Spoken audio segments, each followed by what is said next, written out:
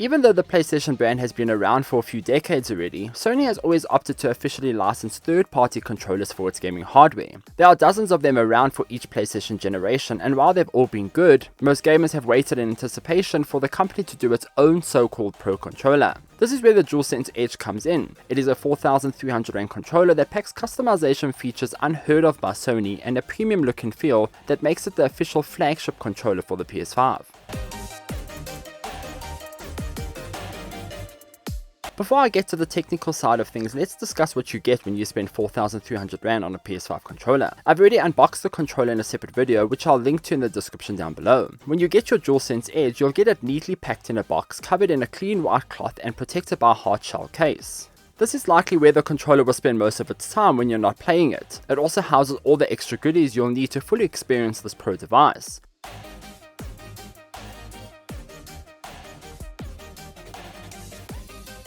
It comes with additional analog nubs, 4 in fact. There are 2 short dome nubs and 2 high dome nubs. You'll also get the concave nubs already installed on the controller, the same that you'll find on the other DualSense controllers. The hard shell case also houses a 2.8 meter charging cable, which is thankfully braided. You are spending $4,000 on a controller, so I'm glad Sony used the braided cable here. There's also a cable lock for the controller, which allows you to plug the controller into the cable and lock it into place. That way it won't accidentally come out when someone trips over the cable. Instead, they'll send the entire controller flying across the room instead of just the end of the cable. There's also an empty slot in the case for an extra analog module. At the moment, these modules aren't available in South Africa, but they should be soon. If you're not in SA, you can order these for around $20 at participating retailers. Lastly, the shell also includes 4 different pedals. There are 2 half-dome pedals and 2 lever back pedals. They are metal and magnetically slide into the back of the controller. The case itself is also quite nifty. It houses a Velcro flap at the back where you can slide a charging cable in and leave the edge charging while you're not using it. The shell case also zips up and keeps everything nice and neat.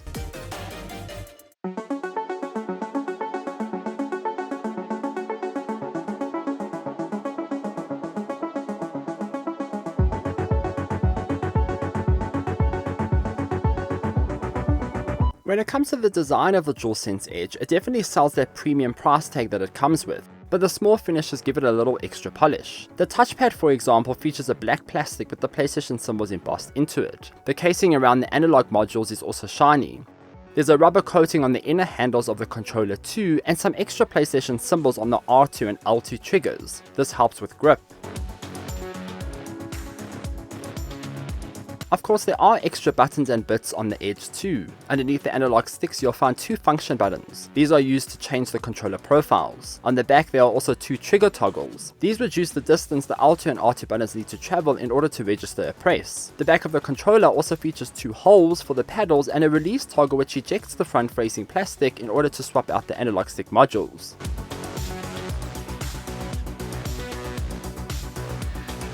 Setting up the DualSense Edge was pretty simple. In fact, Sony provides a really cool pop-up screen when you first plug in the controller. This screen gave me a quick glance at features on the device and walked me through the setup. You need to keep in mind that this DualSense Edge is as customizable as you want it to be. It all really depends on your playstyle across what games you play. However, the foundations available on this controller open up some exciting ways to approach your gaming sessions. I play a lot of Destiny 2, so I immediately slapped the half-dome pedals in and assigned X to the right pedal and L3 to the left pedal. That way I could jump around without having to remove my thumb off the camera stick, and I could also sprint without having to click in L3. When I played PvP in Destiny 2, I then quickly swapped to another preset I made. The secondary one had a reduced trigger zone and the circle button on the left paddle, so both of my thumbs were always on the analog sticks no matter how much I was sprinting and jumping around. I also made a preset for Forspoken. I assigned the circle button to the right pedal, which is the game's parkour sprint button. That way I could easily sprint around and jump without having to let go of the circle button to press X in order to jump. Sony makes customizing the DualSense Edge incredibly easy. It is even easier to switch between profiles. You just hold down one of the function buttons and a menu on the PS5 appears where you press the designated button to whatever profile you made. You can also store profiles on the PS5, so if you run out of space on the controller, you can save it on the console and take it off when you need it. Best of all, this is all done without ever having to plug in the controller after the first initial setup.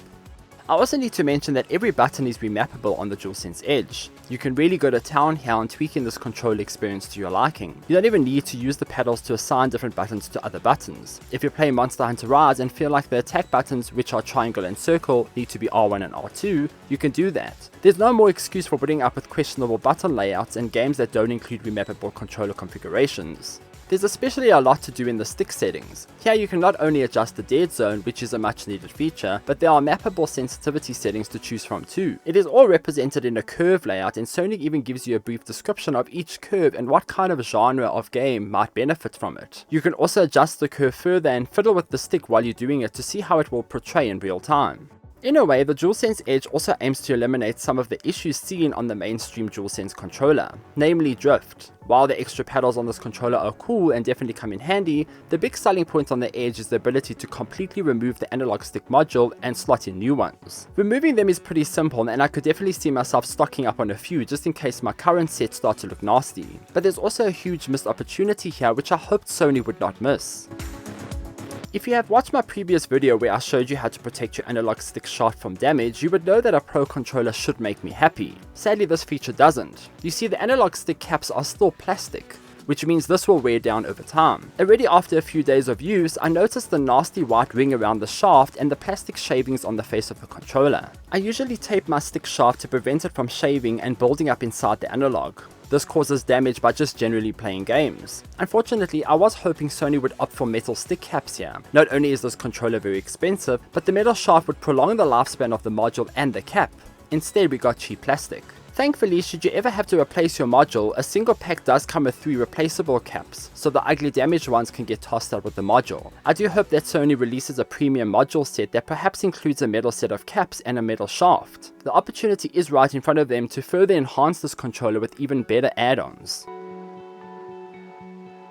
Another issue I can't ignore is the battery life. It is abysmal. I had to charge my controller every night after 3 or 4 hours of gaming. Sure, I was playing Forspoken, which uses every DualSense feature, but be prepared for a battery life that will inconvenience you. In the end, I just set up a power outlet right next to me and used my iPhone charger with a USB-C cable to keep it in charge when the warning popped up. The DualSense Edge only packs a 1050 mAh battery, and it really isn't great at all. Thankfully, once I embraced the poor battery life, I kind of learned to live with it. I charged the controller in the DualSense charging dock alongside the other controllers. I also used the cable lock. You can also use the same charging cable that came with the PS5, by the way. It also supports the same cable lock too. The DualSense Edge is a pricey controller, but you need to compare apples with apples here. It has the same level of customization found on other devices that would cost you the same amount of money too. The Xbox Elite Series 2 controller costs the same as the Edge here, and importing a scuff reflex will also set you back well over 4,000 Rand, even 5,000 Rand depending on what model you're looking at.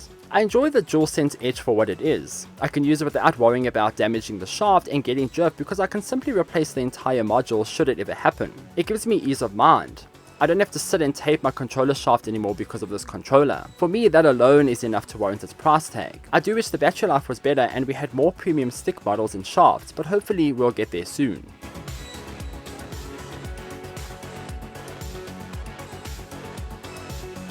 So those are my thoughts on the DualSense Edge. Are you picking one up? Let me know in the comments down below. As always, I really do appreciate you coming by and giving this a watch. Please do consider liking and subscribing for future content. Also be sure to visit www.glitch.online for more gaming and tech news and reviews. Until next time, farewell.